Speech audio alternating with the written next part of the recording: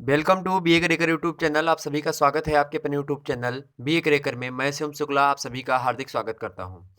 आज के वीडियो में बात करेंगे होम साइंस यानी गृह विज्ञान के बारे में और जानेंगे कि गृह विज्ञान बी ए फर्स्ट ईयर के फर्स्ट पेपर में किस प्रकार के प्रश्न पूछे जाते हैं। साथ ही अध्याय 1, अध्याय 2, अध्याय 3 इस प्रकार से वीडियोज आती रहेंगी हमारी। ओके, तो ये श्रृंखला है इकाई 1 की अध्याय 1 की। ठीक, तो इसमें हम बात करेंगे अध्याय 1 में आपके कोशिका एवं ऊतक के बारे में आप पढ़ते हैं, यानी सेल एंड टिश्यू। ठीक, तो सेल एंड टिश्यू के बारे में आप पढ़ते हैं। तो उसी से रिलेटेड जितने भी महत्वपूर्ण प्रश्न अब तक के एग्जाम में पूछे गए हैं पिछली परीक्षाओं में, और जो आने वाली जो परीक्षा है 2021 की, उसकी उसमें संभावना है आने की, तो इस पर्पज से वीडियो बनाया जा रहा है। साथ ही 22 के लिए 23 के लिए भी ये वीडियो इंपॉर्टेंट होगा, क्योंकि कोशिका ऊतक अगर आपके सिलेबस में ये चीज़ बनी रहती है तो आप में ये जो है यहाँ से जो प्रश्न लगातार पूछे जाएंगे, क्योंकि प्रीवियस ईयर एग्ज़ाम जो होते हैं उन्हीं के प्रश्नों को उठा करके लगातार एग्ज़ाम में पूछा जाता है बीए वगैरह के एग्ज़ाम्स में देखा जाए तो। ठीक, इससे पहले हमने दोस्तों बात कर ली थी कि जो है प्रथम प्रश्न पत्र के बारे में, प्रथम प्रश्न पत्र में कितने अध्याय हैं, कौन कौन सी इकाइयां हैं, सबके बारे में उनसे रिलेटेड कुछ 3-3, 4-4 प्रश्नों को हमने भी चर्चा करा था, फर्स्ट पेपर का भी और सेकंड पेपर का भी। ओके, तो ऐसे जो है 2 वीडियो हमारे गृह विज्ञान से संबंधित अपलोड हो चुके हैं। उस पर आपने काफ़ी प्यार दुलार दिखाया अपना जो है, तो इसी प्रकार से इस वीडियो पर भी आप लोग लाइक शेयर वगैरह करेंगे। मैं आशा करता हूँ आप सभी का बहुत बहुत धन्यवाद उसके लिए। दोस्तों आइए हम चर्चा करते हैं कि कोशिका और ऊतक से संबंधित किस प्रकार से प्रश्न आपके एग्जाम में पूछे गए हैं और पूछे जा सकते हैं। ओके, ध्यान रखेंगे उस वीडियो में, जो 2 वीडियो इससे पहले अपलोडेड हैं उसमें हमने सिलेबस के मतलब सिलेबस के बारे में भी बताया है, तो उस वीडियो को भी आप देख लेंगे, ज़्यादा बेटर होगा। उसके बाद में इसको देखेंगे तो आपको ज़्यादा से ज़्यादा लाभ मिलेगा। ठीक, आइए बात करते हैं कि कोशिका और ऊतक क्या होते हैं। तो कोशिका जो होती है मनुष्य की सर्वप्रथम इकाई, सबसे छोटी इकाई होती है। ठीक, और विभिन्न कोशिकाएं जब मिलती हैं तो एक ऊतक का निर्माण होता है, बहुत सारे ऊतक मिलते हैं तो अंगक का निर्माण होता है, बहुत सारे अंगक मिलते हैं तो अंग तंत्र बनता है, बहुत सारे अंग तंत्र मिलते हैं तो एक बॉडी बनती है, यानी शरीर बनता है। ओके, आइए चर्चा करते हैं। हमने इससे पहले कोशिका एवं ऊतक से 3 प्रश्नों पर डिस्कस कर लिया था कि मानव शरीर की सूक्ष्मतम इकाई को क्या कहते हैं। यह प्रश्न लगातार पूछा जाता है, तो इसको कोशिका कहते हैं। कोशिका की खोज किसने की थी? रॉबर्ट हुक ने की थी। कोशावाद किसने प्रस्तुत किया? तो स्लाइडन व स्वान ने प्रस्तुत किया था। ठीक, ये 3 प्रश्न हम बता चुके हैं। अब हम आगे बढ़ते हैं और महत्वपूर्ण प्रश्नों पर चलते हैं। देखिए, केंद्रक की खोज किसने की थी? देखिए, बड़ा ही महत्वपूर्ण प्रश्न है कि केंद्रक की खोज किसने करी थी। ऑप्शन ए रॉबर्ट हुक, तो रॉबर्ट हुक ने किसकी खोज की थी? कोशिका की खोज की थी। बी दिया स्लाइडन व स्वान ने, तो स्लाइडर और स्वान ने किसकी खोज की थी मित्रों? कोशावाद की संकल्पना प्रस्तुत की थी किसने? स्लाइडर व स्वान ने। अब जो है बचे कौन? Robert brown. तो यहाँ से अगर 2 क्वेश्चन आपको पहले वाली वीडियो के पता है तो ये प्रश्न आपका हो जाएगा। सी दिया है रॉबर्ट ब्राउन, जी हाँ, C Robert Brown is right answer in this question. तो ये इस क्वेश्चन का जो है ऑप्शन नंबर सी करेक्ट होगा, यानी सा करेक्ट है, रॉबर्ट ब्राउन। ठीक, और डी दिया था इनमें से कोई नहीं, तो रॉबर्ट ब्राउन ने केंद्र की खोज करी है। ठीक, अगला प्रश्न देखते हैं मित्रों इसी श्रृंखला में। अगला प्रश्न है कि क्रोमोसोम्स एवं जीन्स पाए जाते हैं। तो क्रोमोसोम्स यानी गुणसूत्र जिनको बोला जाता है हिंदी में, और जीन्स पाए जाते हैं कहाँ पे पाए जाते हैं, तो वही पूछा गया है। तो क्रोमोसोम्स एवं जीन्स पाए जाते हैं किस में पाए जाते हैं? जीव द्रव्य में पाए जाते हैं, या माइटोकॉन्ड्रिया में, या केंद्रक में, या लवक में? तो दोस्तों जो क्रोमोसोम्स होते हैं और जीन्स होते हैं वो केंद्रक में पाए जाते हैं। किस में पाए जाते हैं? केंद्रक में पाए जाते हैं। ठीक, ऑप्शन इसका बी करेक्ट होगा। अगला प्रश्न देखते हैं मित्रों कि प्रत्येक कोशिका में कितने जोड़ी क्रोमोसोम्स होते हैं। तो प्रत्येक कोशिका में कितने जोड़ी क्रोमोसोम्स होते हैं मित्रों? तो 23 जोड़े क्रोमोसोम्स होते हैं। आपको पता होगा, बहुत सारे, बहुत पहले आपने इसको पढ़ा होगा। तो 23 जोड़े मतलब 46 गुणसूत्र जो है होते हैं, 23 जोड़े। ठीक, 23 जोड़ा मतलब कि 2 गुणे 23 अगर हम करेंगे तो कितना होगा? 46। तो कुल मिलाकर के 46, और जोड़े में बात करें तो 23 जोड़ा। ठीक, ध्यान रखें, क्रोमोसोम्स मीन्स होता है गुणसूत्र। तो प्रत्येक कोशिका में कितने जोड़ी क्रोमोसोम्स होते हैं? 23 जोड़े। नीचे यहाँ पे एक क्वेश्चन दिख रहा होगा, राइबोसोम्स की खोज किसने की थी? तो राइबोसोम्स की खोज किसने की थी मित्रों? राइबोसोम्स की खोज की थी एक व्यक्ति है, उनका नाम है पैलाडे। ठीक, किसने की थी? तो पैलाडे महोदय ने किसकी खोज की थी? राइबोसोम्स की खोज की थी। ठीक, किसकी खोज करी थी? राइबोसोम की खोज करी थी। ठीक, चलिए और एक प्रश्न पूछा था कि प्रोटीन संश्लेषण का कार्य किसका होता है, तो प्रोटीन संश्लेषण का जो कार्य करता है वो आरएनए करता है, ना कि डीएनए करता है, इस बात का ध्यान रखेंगे।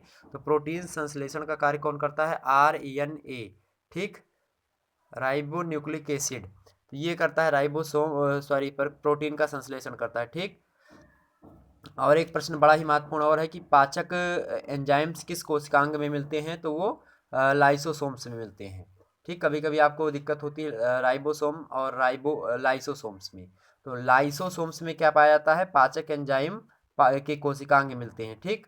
और राइबोसोम्स की खोज किसने की थी, तो पैलाडे ने की थी। चलिए आगे हम बढ़ते हैं अगले प्रश्न पर। चलें मित्रों, अगला प्रश्न आपका आ गया कि कोशिका का पावर हाउस किस कोशिकांग को कहलाता है। Most important, super duper most important प्रश्न है आपका कि कोशिका का पावर हाउस किस कोशिकांग को कहा जाता है। तो किस कोशिकांग को कहा जाता है मित्रों, ऑप्शन इसका सी यहाँ पे करेक्ट होगा। माइटोकॉन्ड्रिया को कोशिका का पावर हाउस कहा जाता है। क्या कहा जाता है, कोशिका का पावर हाउस कहा जाता है माइटोकॉन्ड्रिया को, ठीक। बड़ा ही महत्वपूर्ण प्रश्न है और कंपटीशन एग्जाम की दृष्टि से और भी महत्वपूर्ण प्रश्न है, कई बार ये एसएससी वगैरह के एग्जाम्स में पूछा गया है, ठीक। साथ ही बीए के लिए तो इम्पोर्टेंट है ही। लवक की खोज किस वैज्ञानिक ने की थी मित्रों, तो लवक की खोज किस वैज्ञानिक ने की थी। ऑप्शन ए दिया है कैमिलो गाल्जी, ठीक, गाल्गी, और बी दिया है पैलाडे, सा दिया है। पैलाडे ने किसकी खोज की थी मित्रों, हमने किसके बताया था, तो पैलाडे ने राइबोसोम्स की खोज की थी, ध्यान रखेंगे, ठीक। और इन क्या पूछा गया है, तो लवक की खोज किस वैज्ञानिक ने की थी, तो लवक की खोज किस वैज्ञानिक ने की थी मित्रों, हैकल ने की थी। ऑप्शन इसका दा में हैकल दिया है, देखो हैकल ने की थी। अगला प्रश्न है कि जनन कोशिकाओं में विभाजन होता है, तो कैसा विभाजन होता है, अर्धसूत्रीय होता है, समसूत्रीय होता है, फिर दोनों प्रकार से होता है, किस प्रकार से होता है। तो जो जनन कोशिकाओं में विभाजन होता है मित्रों, वो अर्धसूत्रीय होता है। कैसा होता है, अर्धसूत्रीय। ऑप्शन इसके बा करेक्ट होगा, इसका बा दिया है, देखो अर्धसूत्रीय।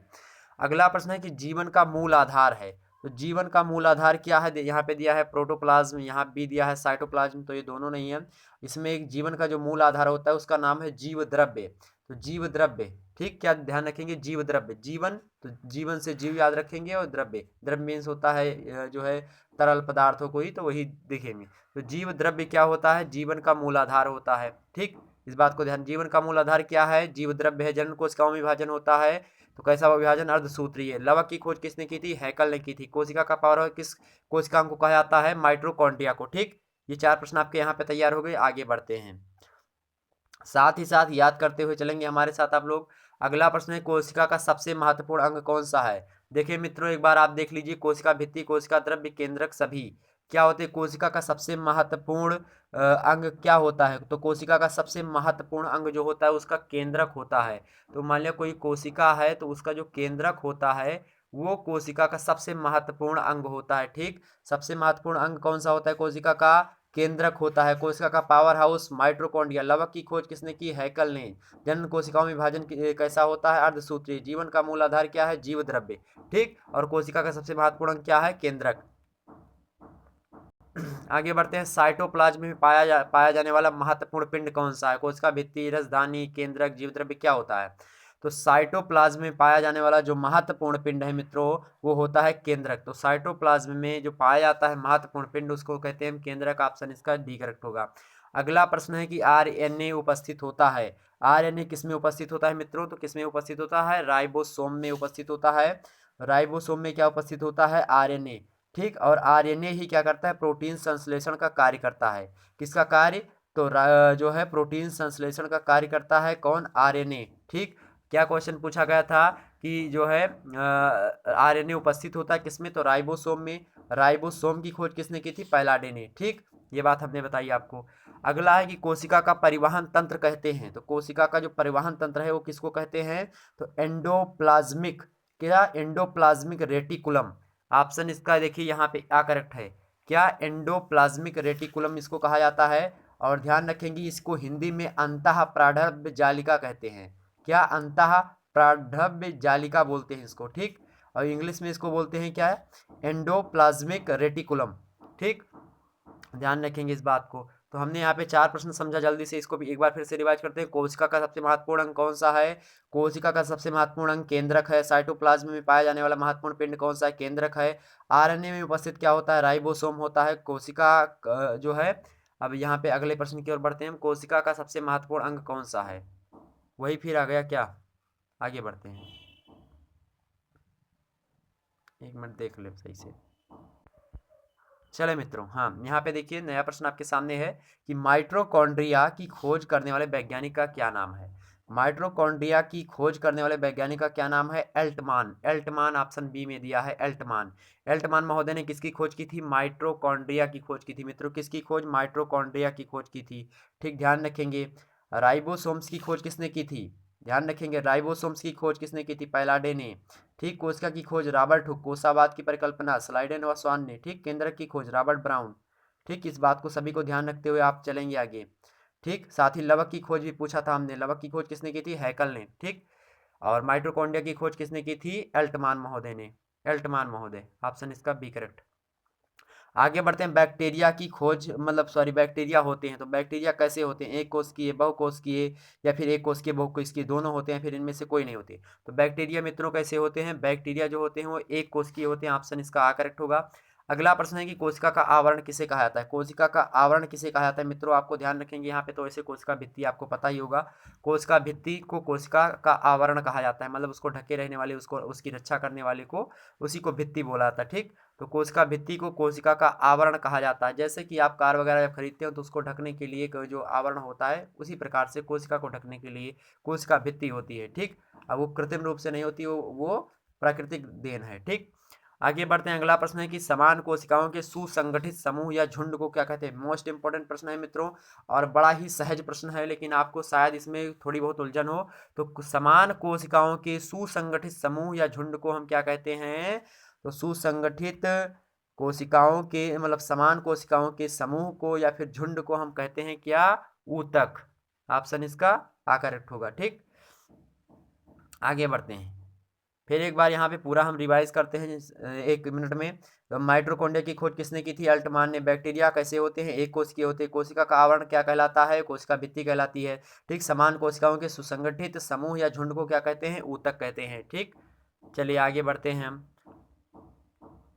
अगला प्रश्न आपके सामने मित्रों है, और ध्यान रखेंगे, हाँ ध्यान रखेंगे। अगला प्रश्न यहाँ पे देखिए कि जीव द्रव्य के किस गुण के कारण कोशिका पर बाहरी वस्तुओं की प्रतिक्रिया होती है? तो जीव द्रव्य के किस गुण के कारण, यानी जीव द्रव्य का कौन सा ऐसा गुण है जिसके कारण क्या होता है? कोशिका पर बाहरी वस्तुओं की प्रतिक्रिया होने लगती है, तो उसकी उत्तेजना के कारण। ऑप्शन इसका सी करेक्ट है।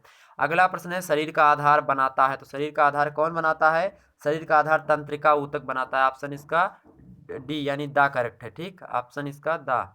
अगला प्रश्न है शरीर निर्माण की इकाई है, शरीर निर्माण की इकाई कौन सी है? तो कोशिका जो है वो शरीर निर्माण की इकाई सबसे छोटी इकाई है। ठीक, क्या? कोशिका। तो शरीर की निर्माण की इकाई कौन सी है? कोशिका।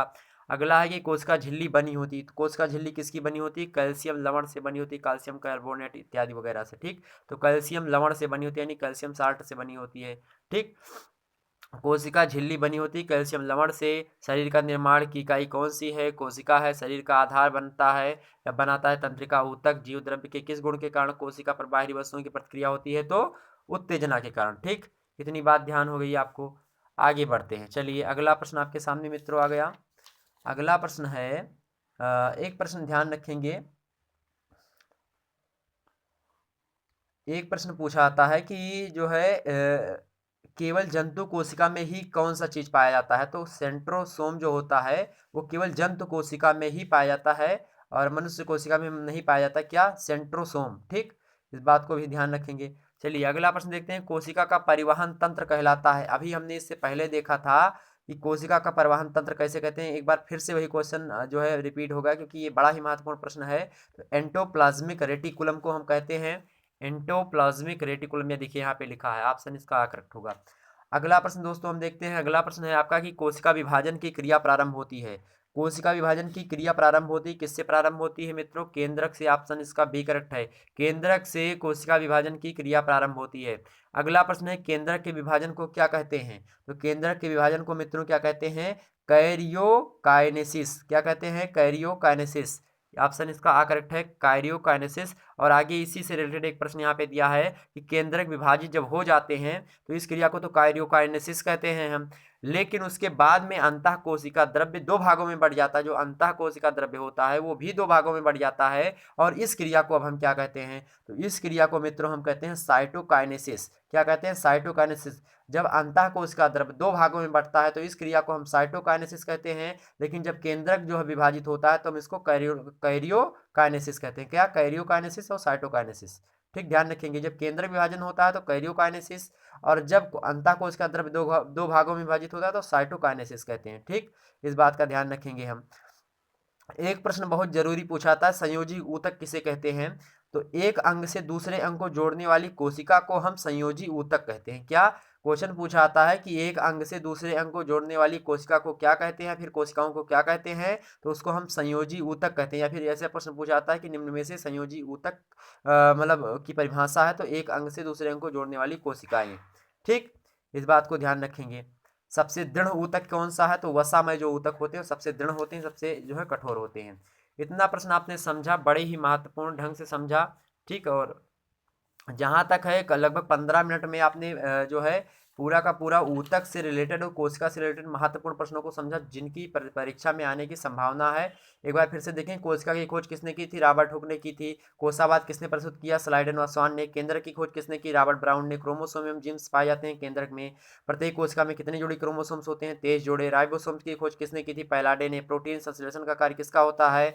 आरएनए का होता है मित्रों। कोशिका का पावरहाउस किस कोशिकांग को कहा जाता है? माइटोकॉन्ड्रिया को। लवक की खोज किस वैज्ञानिक ने की थी? हैकल ने।